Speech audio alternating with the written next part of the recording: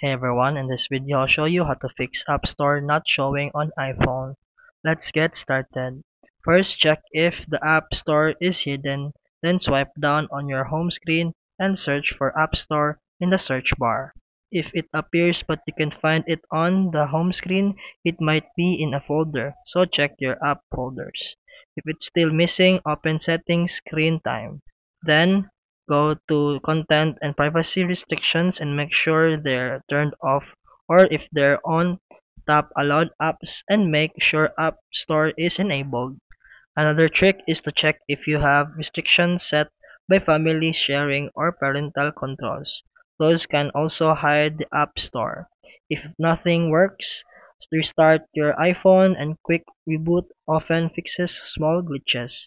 As a last resort, update your iOS to the latest version under Settings, General, then Software Updates. And that's it for today's video. If you found this helpful, please like and subscribe for more videos. See you in the next one.